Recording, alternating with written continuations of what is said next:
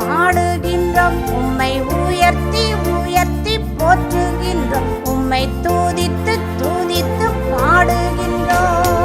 அல்லேலூயா அல்லேலூயா அல்லேலூயா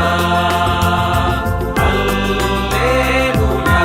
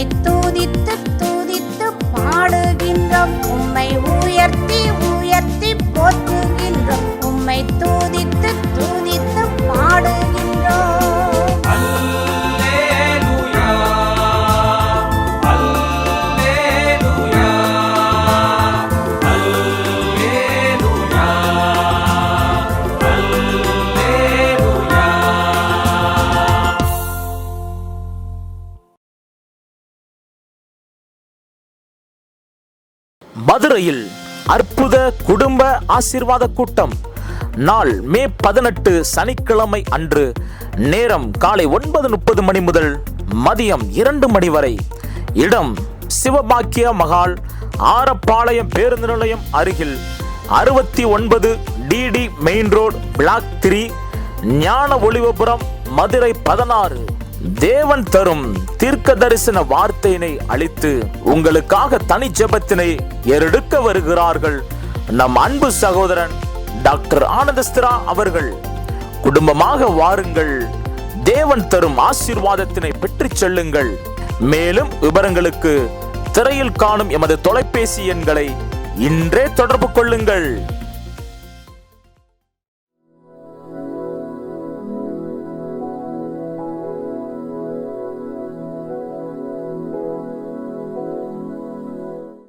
இன்றைக்கு உலகத்தில் சமாதானமே இல்லையல்ல. எவ்வளோ பெரிய பாகுபாடுகள், எவ்வளோ பெரிய ஃபேக்ஷன்ஸ், எவ்வளோ பெரிய டிஃப்ரென்சஸ், இதெல்லாம் பார்க்கும்போது எவ்வளோ கஷ்டமாக இருக்குது அல்லவா, எவ்வளோ துன்பமாக இருக்குது, எவ்வளவோ கொடூரமான நடைபெறுது. இதற்கெல்லாம் காரணம் அங்கே அபிஷேகத்தின் ஆவியானது இல்லை. தன்னை போல பிறனை நேசிக்க வேண்டும்ங்கிற எண்ணமும் இல்லை. நமக்குள் அபிஷேகத்தின் ஆவியான் வரும்போது, பரிசுத்தம் வரும்போது நமக்குள் சமாதானம் என்கிற ஒரு கேரக்டர் வருது. நாம் மாத்திரம் சமாதானம் அல்ல, நம்முடைய உறவினர்கள், மற்றவர்கள், அந்த கம்யூனிட்டி இருக்கிற எல்லா மக்களும் கூட ஒரு சமாதானத்தை நாம் ஏற்படுத்துகிறோம். மூலமாக ஒரு பெரிய சமாதானம் அங்கே வருவதை நாம் பார்க்கிறோம். Praise the Lord. அருமையான நம்பிக்கை டிவி நேயர்களுக்கு எங்கள் உளமார்ந்த நன்றியை நான் தெரிவித்துக் கொள்கிறேன். சந்தோஷமாக இருப்பேன் நான் நம்புகிறேன். உங்களுடைய எல்லா உறவினர்கள், சிறு பிள்ளைகள், பேரப்பிள்ளைகள் எழுதும் எல்லா ஃபைனல் இயர் எக்ஸாம்களும் வெற்றி பெறும்படி நான் ஜெபிக்கிறேன். பிள்ளைகளை மாத்திரம் பயப்பட வேண்டாம் சொல்லுங்கள், சமாதானத்தோடு போக சொல்லுங்கள். கர்த்தர் தாமே உதவி செய்வார். பலமுள்ளவனுக்காயிலும் பலவீனனுக்காயும் உதவி செய்வது அவருக்கு எளிதான காரியம். எனவே சோர்ந்து போவார்கள். 1 நாளாம் 14-11 நிச்சயமாய் கர்த்தரோடு சென்று அவளுக்கு வெற்றியை தருவார். இன்றைக்கும் கூட இந்த கர்த்தருடைய பாடலை நாம் நினைக்கும் போது இன்றைக்கு நான் உங்களோடு பேச விரும்புகிற காரியம் சமாதானம். பூமியிலே சமாதானம் உண்டாவதா என்று சொல்லி இயேசு கிறிஸ்து பிறக்கும்போது தூதர்கள் பாடினார்கள். அது மாத்திரமல்ல, அவருக்கு சமாதான பிரபு, அவர் கொடுக்கும் சமாதானத்துக்கு முடிவிராது என்று சொல்லி ஏசாயா 9:6-7 நாம் பார்க்கிறோம். ஆம், இயேசு கிறிஸ்து சீஷரை பார்த்தினார், உங்களுக்கு சமாதானத்தையே வைத்து போகிறேன், தேவனிடத்தில் விசுவாசமாயிருங்கள், என்னிடத்தில் விசுவாசமாயிருங்கள், கலங்காயில்னு சொன்னார். ஆம், எனக்கு அன்பான தேவச்சனமே, இன்றைக்கு நாம் எவ்வளோ உயர்ந்திருந்தாலும், எவ்வளோ பெரிய ஓனராக இருந்தாலும் சரி, எவ்வளோ பெரிய செல்வம், எவ்வளோ பெரிய படிப்புகள், எவ்வளோ பெரிய உயர்ந்த பதவியாக இருந்தாலும், உங்கள் இதயத்தை தொட்டு நான் ஒரு கேள்வி கேட்பேன் என்றால், உங்களுக்கு சமாதானம் உண்டா என்று கேட்பேன் என்றால், நீங்கள் நிச்சயமாக இல்லை என்று தான் சொல்லுவீர்கள். ஆம், அடிக்கடி நான் சொல்லுவேன், நான் ஒரு 390 ரூபாயில் என் குடும்பத்தை நடத்தும் போது எனக்கு மிகுந்த சமாதானம் இருந்தது. பெரிய பேர்டன் இல்லை, பெரிய பொறுப்புகள் இல்லை. வேலைக்கு போவோம், வருவோம், சேவிப்போம், கர்த்தரை தேடுவோம். கரெக்டாக சண்டே சர்ச்சுக்கு போன பாடு மார்க்கெட்டில் போய் ஒரு வாரத்துக்கு வரைக்கும் சாமான் வாங்குவோம். மெடிக்கல் என்னால் மற்ற நாட்டில் லீவ் கிடைக்காது, போய் வாங்குவோம், சந்தோஷமாக இருப்போம். ஒரு பேர்டன் இல்லாமல் இருக்கும். ஆனால் இப்பொழுது பாருங்கள், எவ்வளோ பெரிய பேர்டன். உங்களை குறித்த கவலைகள், உங்களை குறித்த பாரங்கள், உங்களுக்கு ஆட்சேபிக்க வேண்டும். பெரிய ஆஃபீஸ், ஆஸ்பத்திரி, அதை பிள்ளைகள் எல்லாரையும் பார்க்க வேண்டிய ஒரு பொறுப்பு இருக்குது அல்லவா. So stress will come automatically. Stress causes actually panic and sometimes even bewilderment in everything. So stress நம்முடைய சமாதானத்தை எடுக்கிறது. ஆனால் அந்த ஸ்ட்ரெஸ் எல்லாம் நீங்க வேண்டும் என்றால் முதலாவது தேவனிடத்தில் விசுவாசமாயிருங்கள், அவர் குமாரனான இயேசுவினிடத்தில் விசுவாசமாயிருங்கள். அப்பொழுது உங்களுக்கு மிகுந்த சமாதானம் வரும். அவர் உங்களோடு கூட இருக்கிறார் என்று விசுவாசியுங்கள். அவருடைய முற்றமுடைய ரட்சிப்பார், வாழ்வாதபடி காப்பார் என்று விசுவாசியுங்கள். அவை சாத்தான்களை மேற்கொள்வதில்லை. இன்றைக்கி சத்துருவின் சேனைகள் பயங்கரமாய் பொறாமையினால் கர்த்தருடைய பிள்ளைகளையும் எல்லாரையும் அட்டாக் பண்ணி கொண்டு தான் இருக்கிறது. எத்தனை வீடுகள் பைத்தியமாக மக்கள் உட்கார்ந்திருக்கார், எத்தனை வீட்டில் வேலை இல்லாமல் உட்கார்ந்து கொண்டிருக்கிறார், எத்தனை வீட்டில் சங்கிலிகளால் கட்டப்பட்ட பிள்ளைகள் இருக்கிறார், எத்தனை வீட்டில் சண்டைகள், பிரச்சனைகள், இதற்கெல்லாம் காரணம் சாத்தான். நான் ரோமர் 16:20 சொல்கிறது, சாத்தானை உங்கள் காலின் கீழ் சமாதானத்தின் தேவன் நசுக்குவார். இயேசு உலகில் வாழ்ந்த போது சென்ற இடமெல்லாம் பிசாசு ஓடிட்டு, பிசாசு ஜனங்கிட்ட ஆட்டோமேட்டிக்காக ஓடிட்டு, சங்கிலினால் கட்டப்பட்டிருந்தும் அவனை கட்டுப்படுத்தாமல் இருந்த லெகியோன் பிசாசும் ஓடி போயிட்டு. ஆகவே கர்த்தர் நம்மோடு இருக்கும்போது நமக்கு எதிராளி யார்? நம்முடைய மிகப்பெரிய எதிராளி சாத்தான் தான். அவனை யார் விரட்டி விடுவார்? அடுத்ததாக நாம் பார்க்கும்போது உலக பிராரமான கவலைகள் இவையெல்லாம் நம்முடைய சமாதத்தை குலைக்கிறது. லூக்கா 10 கடைசி வசனை நாம் பார்க்கும்போது, மார்த்தாள் பல வேலைகளினாலே பிஸியாக இருக்கிறாள். ஆனால் மரியாளோ கர்த்தருடைய பாதத்தில் அமர்ந்து அவருடைய வசனத்தை கேட்கிறாள், வார்த்தையை கேட்கிறாள். மார்த்தாள் மிகவும் அலசடிப்படுகிறாள். என் சகோதரி எனக்கு உதவி செய்யணும்னு சொல்லுங்கன்னு சொல்கிறாள். ஆனால் கர்த்தர் சொல்கிறார், தேவையானது ஒன்றே, தன்னை விட்டு எடுபடாத நல்ல பங்கை தெரிந்து கொண்டாள். பல சமயம் அப்படித்தான் பலர் தங்களுடைய மனைவிமாரை காலையில் காஃபி போட்டு கொடு, அதை பண்ணு, இதை பண்ணு, சமையல் பண்ணு, இதை சொல்லிக்கொண்டே இருப்பார்கள். ஒரு உதவி செய்யாமல் பேப்பர் பிடித்து கொண்டிருப்பார்கள், டிவி பார்த்து கொண்டிருப்பார்கள். தாங்கள் புருஷன் எங்கள் கிருத்தால் இருப்பார், அப்படி இருக்கக்கூடாது, மமதையில் இருப்பார்கள். தப்பு. நீங்கள் யோசித்து பாருங்கள் பிரியமான தேவச்சனமே. என்னை பொறுத்தவரை நான் சொல்வேன், இன்றைக்கு எல்லா இடத்துலையும் ஃபாஸ்ட் ஃபுட்டு, நல்ல நல்ல வெஜிடேரியன் ஹோட்டல்ஸ் எல்லாமே அவைலபிளாக இருக்குது எல்லா இடத்திலும். அவங்க பட்டணம் இருக்க மக்கள் அவசரமாக வேலைக்கு போகணும் என்றால் ஒரு பூரி செட்டோ ஒரு இட்லியோ ஏதோ ஒன்று வாங்கி சாப்பிடுங்கள். மனைவியும் ஜெபிக்க விடுங்கள். அவள் ஜெபித்து வேதத்தை வாசிக்கும் போது நீங்களும் வேதத்தை வாசிக்கும் போது மிகுந்த சமாதானம் இருக்கும். ஏசாயா 48:17-18 அதைத்தான் சொல்கிறது. என் கற்பனை கவனித்தால் சமாதானம் நதியை போல ஓடி வரும். சங்கீதம் 119:165 அதைத்தான் சொல்கிறது.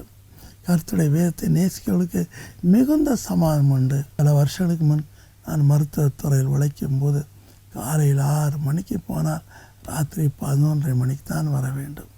4 மணிக்கு தான் மதிய சாப்பாடு. உழைத்து உழைத்து உழைத்து என்னத்தை கண்டேன்? ஒன்றையும் காணவில்லை. ஒரு நாள் ஏசப்பா என்னோடு பேசும்போது சொன்னார், மகனை 3 hours தேவனோடு ஸ்பெண்ட் பண்ணு. அப்படி 3 hours ஆண்டோடு ஸ்பெண்ட் பண்ணும்போது மிகுந்த சமாதத்தை நான் கண்டேன். நான் 10 மணி நேரத்தில் முடிக்க வேண்டிய வேலையை 1 மணி நேரத்தில் முடிக்கக்கூடிய ஞானத்தை தேவன் தந்தார், கிருபையை தந்தார். நான் செய்வதெல்லாம் வாய்க்கும்படி செய்தார். சங்கீதம் 1:3 இதுதான் ரகசியம் பிரியமானவர்களே. அடுத்ததாக நமக்குள் அபிஷேகத்தின் ஆவியான் வரும்போது, பரிசுத்தாவின் வரும்போது நமக்குள் சமாதானம் என்கிற ஒரு கேரக்டர் வருது. நாம் மாத்திரம் சமாதானம் அல்ல, நம்முடைய உறவினர்கள், மற்றவர்கள், அந்த கம்யூனிட்டி இருக்கிற எல்லா மக்களும் கூட ஒரு சமாதானத்தை நாம் ஏற்படுத்துகிறோம். நம் மூலமாக ஒரு பெரிய சமாதானம் அங்கே வருவதை நாம் பார்க்கிறோம். இன்றைக்கு உலகத்தில் சமாதானமே இல்லையல்ல. எவ்வளோ பெரிய பாகுபாடுகள், எவ்வளோ பெரிய ஃபேக்ஷன்ஸ், எவ்வளோ பெரிய டிஃப்ரென்சஸ், இதெல்லாம் பார்க்கும்போது எவ்வளோ கஷ்டமாக இருக்குது அல்லவா? எவ்வளோ துன்பமாக இருக்கிறது, எவ்வளவோ கொடூரமான நடைபெறுகிறது. இதற்கெல்லாம் காரணம் அங்கே அபிஷேகத்தின் ஆவியான இல்லை. தன்னை போல பிறனை நேசிக்க வேண்டும் என்கிற எண்ணமும் இல்லை. சமாதானம் குறைந்து விடுவதை நாம் பார்க்கிறோம், மிகவும் குறைந்து விடுவதை பார்க்கிறோம். சத்துருவை நேசி என்று கர்த்தர் சொல்கிறார். அது அடிக்கடி மக்கள் மறந்து போகிறார்கள். எனவே சத்துருக்களுக்காக ஜெபிக்க வேண்டும் என்று ஆண்டவர் சொல்கிறார். சத்துருக்களுக்கு நீ நன்மை செய்ய வேண்டும் என்று சொல்கிறார். உனக்கு தீங்கிழைத்தவர்களை மன்னிக்க வேண்டும் என்று சொல்கிறார். அப்பொழுது நமக்கும் சமாதானம் கிடைக்கும், மற்றவர்களுக்கும் சமாதானம் கிடைக்கும். நமக்கு உருவமாய் செய்தபடினாலே பழி வாங்க வேண்டும் என்கிற எண்ணம் நமக்கு இருக்கக்கூடாது. You should not have a grudge in your heart. உங்களுக்குள்ளே சரி, ஏசப்பா என்னுடைய எல்லா பாவம் மன்னித்து விட்டார், நாமும் மன்னிப்போம் என்கிற ஒரு பரஸ்பரமான எண்ணம் வேண்டும். அப்பொழுது உங்களுக்கு மிகுந்த சமாதானம் கண்டிப்பாக கிடைக்கும். அடுத்ததாக நாம் பார்க்கும்போது, நாம் பாவம் செய்யும்போது நம்முடைய சமாதானத்தை இழக்கிறோம். தேவனுக்கும் நமக்கு இடையிலே ஒரு பெரிய பிளவுகளை பார்க்கிறோம். அவரை ரீச் பண்ண முடியாதபடி பார்க்கிறோம். ஒரு தம்பி எழுதினான், ஒரு சின்ன பாவம் செய்தேன், வர வர அந்த பாவத்தின் இன்பத்தை கண்டேன், இப்போ அந்த பாவத்தை மூழ்கி விட்டேன், எனக்கு சமாதானம் இல்லை, எனக்கு சந்தோஷம் இல்லை. பாவியான ஸ்திரீ இயேசுவை நோக்கி வரும்போது இயேசு கிறிஸ்து என்ன சொல்கிறார்? நீ சமாதானத்தோடு இப்போ. லூக்கா 7:50. பாவத்தை மன்னிக்க இயேசுவால் மாத்திரமே கூடும், வேறு ஒருவராலும் கூடாது. நம்முடைய பாவம் மன்னிக்கப்பட்டது. அவருடைய திரு ரத்தத்தால் அவர் எனக்காக காயப்பட்டார், வேதனைப்பட்டார், எனக்காக சிலுவை சுமந்தார் என்று சொல்லும்போது எவ்வளோ சந்தோஷம் அல்லவா! என்னுடைய பாவத்தை மாற்றமல்ல, பாவத்தின் விளைவுகளையும் அவர் சுமந்து விட்டார் என்கிற நம்பிக்கை நமக்குள் வரும்போது எத்தனை ஆனந்தம், எத்தனை சமாதானம் கிடைக்கிறது. அந்த பாவியான ஸ்திரீ இயேசுவின் பாதங்களை கண்ணீரால் நனைத்து தலைமுடியினால் அதை துடைத்தாள். எவ்வளவு அன்பு பாராட்டினாள். அவை கர்த்தர் சொன்னார், இவனுக்கு அதிகமாய் மன்னிக்கப்படுகிறதோ அவள் அதிகமாய் அன்பு கூறான்னு சொன்னார். பரிசேயன் தன்னை நீதிமானாக காண்பித்து கொண்டிருந்தான். ஆனால் உள்ளே எப்படி இருப்பாங்க தெரியாது. ஆனால் இந்த ஸ்திரீயோ தன் பாவங்களை அறிக்கையிட்டு அவர் சமத்தில் அழும்போது கர்த்தர் விடுதலை தந்தார். அந்த வல்லமை எனக்கு தந்தார். அடுத்ததாக நாம் பார்க்கும்போது தீராத வியாதிகள், கொடுமையான வியாதிகள். ஒரு அருமையான சௌரியை குறித்து என்னோடு சொன்னார்கள். அந்த சௌரி இளம் வயதிலேயே கிட்டத்தட்ட 6 வருஷமாக டயாலிசிஸ் பண்ணி கொண்டே இருக்கிறார்கள். சின்ன பிள்ளை, அதை கொண்டே காலேஜ் படிக்கிறாள். அவளுக்கு டயாலிசிஸ் பண்ணி கொண்டே இருக்கிறார்கள். ஐயோ, இந்த கிட்னி ப்ராப்ளம் வந்தால் அதை போல் ஒரு கொடுமையான வியாதி இல்லை என்று தான் நான் சொல்வேன். அதற்கான தேவனை ஸ்தோத்தரிக்கிறேன். எனக்கும் 13ஆம் வயதில் பயங்கரமான ரீனல் ஃபெயிலியர் வந்தது. இயேசப்பா ஆச்சரியமாக என்னை குணப்படுத்தினார். நான் இன்றைக்கும் அதை நினைத்த இயேசுக்கு நன்றி சொல்லுவேன். எத்தனையோ வியாதிகள், எத்தனையோ மரணப்படுக்கைகள், எத்தனையோ விதங்களில் ஆஸ்திரேலியே நான் கடந்தாலும், எத்தனையோ ஆன்டிபயோட்டிக்ஸ், எத்தனையோ ஸ்டீராய்ட்ஸ் எனக்கு கொடுத்து பல சமயம் காப்பாற்றினாலும் என் கிட்னி கிடவே இல்லை. That's the miracle of God. இதைத்தான் இயேசு மார்க் 5ஆம் அதிகாரத்தில் 24-35 செய்தார். பெரும் பாடுள்ள ஸ்திரீ அவரை நம்பி வந்து அவருடைய வஸ்திரத்தை தொடுகிறாள். கர்த்தர் அவளை பார்த்து சமாதானத்தோடு இப்போ பயப்படாதே, அவருடைய வஸ்திரமே அங்கே குணமாக்கி விட்டது. அவருடைய வஸ்திர தொங்கலை ஏசாயா தேவாலயத்தில் பார்க்கிறார். அவருடைய சரளுக்கீழை குணமளிக்கும் ஔஷதங்கள் உண்டு என்று சொல்லி மல்கியா 4:2 பார்க்கிறோம். அவருடைய தழுமுடால் குணமாகிறோம் என்று சொல்லி ஏசாயா 83:5 பார்க்கிறோம். அவர் தம்முடைய வார்த்தையை அனுப்பி நம்மை குணமாக்குறார் என்று சொல்லி சங்கீதம் 107 பார்க்கிறோம். நிச்சயமாய் நீங்களும் என்னை ஃபாலோ பண்ணுங்கள். அவருடைய வார்த்தை அதிகமாய் நேசியுங்கள். அவருடைய செட்டடின் மறைவில் இருங்கள். நிச்சயமாக நீங்கள் விடுதலை அடைவீர்கள். ஒரு சமயம் நான் மிக மிக சிக்காக இருக்கும்போது, மிகுந்த மரணப்படுக்கை இருந்தபோது, திடீரென்று என் மேலே ஒரு வஸ்திரம், அழகான ஒரு வஸ்திரம் அப்படி பறந்து விரிந்து கிடந்து நான் பார்த்தேன். இது யாருடைய வஸ்திரம் நான் நினைக்கும் போது அந்த வஸ்திரம் போய்கொண்டே இருந்தது. பல கிலோமீட்டர் போய்கொண்டே இருந்தது. நான் சுயநினைவு இழக்கிறேன். முடிவில் பல கிலோமீட்டர் என்னுடைய ஆவி ஓடும்போது அந்த வஸ்திரம் இயேசு தரித்திருந்த வஸ்திரமாக இருந்தது. பரலோக வஸ்திரமாக இருந்தது. அது என்னை கவர் பண்ணின உடனே நான் சுகமாகிவிட்டேன். பிரியமான, இன்றைக்கு இயேசு கிறிஸ்துவின் வஸ்திரமே பவர்ஃபுல்லாக இருக்கும் என்றால் இயேசு கிறிஸ்துவின் தழும்புகள் எவ்வளோ பவர்ஃபுல்லாக இருக்கும். அவரை நம்புங்கள், நிச்சயமாக நம்புங்கள். கர்த்தர் உங்களை கண்டிப்பாக குணமாக்குவார். தீராத வியாதிகள் நம்மை பிடித்து கொண்டாலும் சங்கீதம் 41:1-2 படி சிறுமைப்பட்டவர் மீது சொந்தை வைப்போம், ஏழைகளுக்கு உதவி செய்வோம், பசியுள்ளவர்களை ஆதரிப்போம், துணிமணி இல்லாத துணிமணி எடுத்து வைப்போம், கட்டுண்டரை விடுதலையாக்குவோம், அநாதைகளை காத்துக்கொள்வோம், விதைகளுக்கு உதவி செய்வோம், திக்கற்ற பிழை சேர்த்து கொள்வோம். அப்பொழுது தீராத வியாதி நம்மிட்டு ஓடிப்போம் என்று சங்கீதம் 41 பார்க்கிறோம். பிரியமான தேவச்சனமே, தீராத வியாதிகளை கர்த்தர் குணமாக்கும் போது எத்தனை சந்தோஷம் அல்லவா, எத்தனை மகிழ்ச்சி அல்லவா. அனுஷா என்கிற பிள்ளை ஆஸ்திரேலியாவிலிருந்து என்னோட தொடர்பு கொண்டாள். அவருடைய புருஷன் பிறக்கும் போது எங்களுக்கு தெரியும், நல்ல ஒரு தகப்பன், நல்ல ஒரு தாய் ஒரு ஜெப வீராங்கனை. அவருடைய குடும்பத்தை கர்த்தர் எவ்வளவோ அற்புதங்களை செய்தார். சொன்னபடி இந்த மகனும் ஃபாரின் போனாள். அனுஷாங்கிற தேவ பக்தி உள்ள ஒரு பிள்ளையை கல்யாணம் செய்தாள். ஆனால் திடீரென அவளுக்கு கேன்சர் வந்தது, கொடிய கேன்சர். டாக்டர்ஸ் அநேக முறைகள் சொல்ல முடியாதுன்னு சொல்லிவிட்டார்கள்.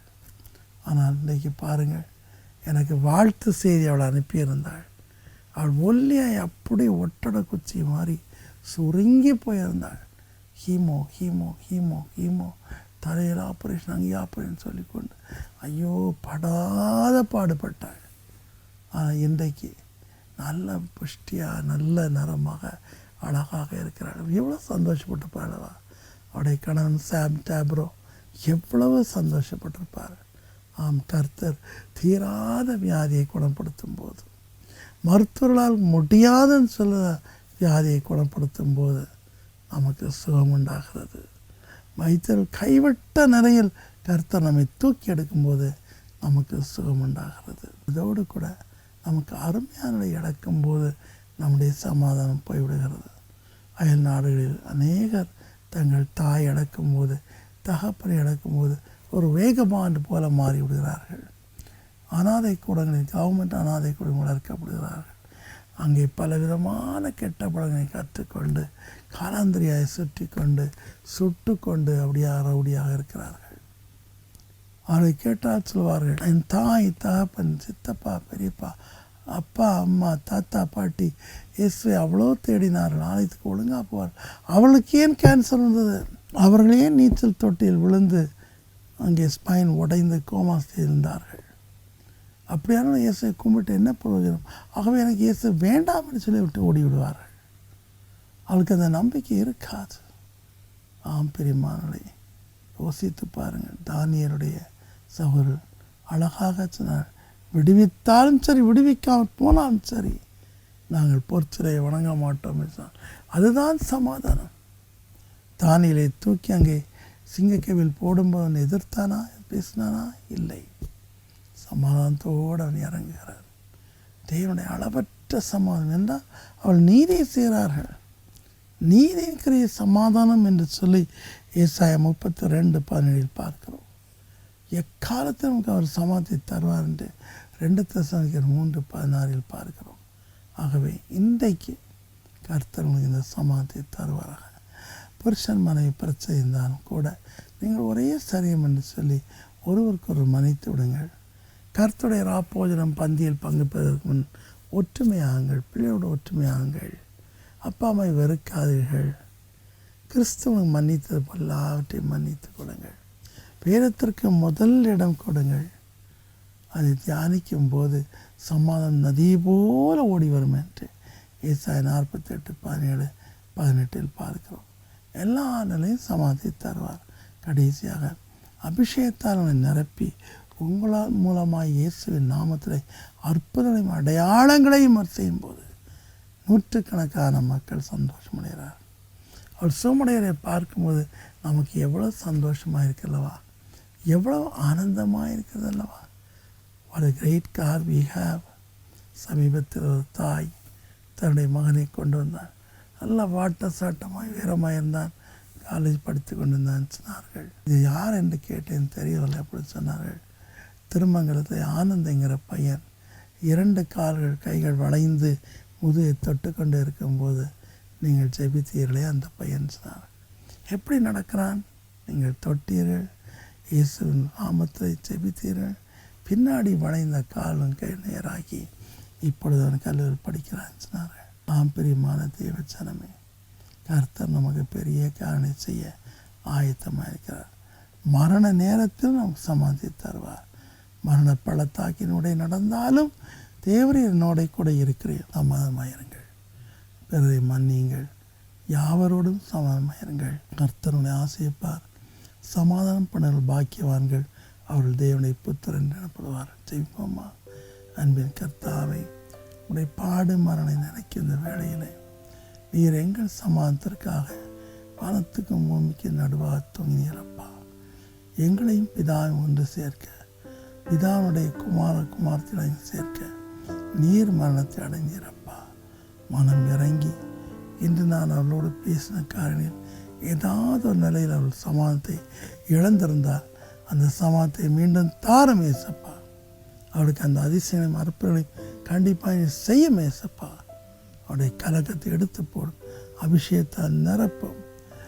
தங்களுக்கு இதுவரைக்கும் உதவி செய்த நல்ல பெரியவர்களை இழந்திருந்தாலும் கூட, அப்படி இல்லாமல் இருந்தாலும் நீர் உதவி செய்வீர் நம்பிக்கை அவளுக்கு தாரும், மேன்மைப்படுத்தும், பலப்படுத்தும், ஸ்திரப்படுத்தும். ஏசப்பா வாழை தோட்டத்தை வைத்து எல்லாம் காற்றில் போயிடுது அழுது கொண்டிருக்கிறார்.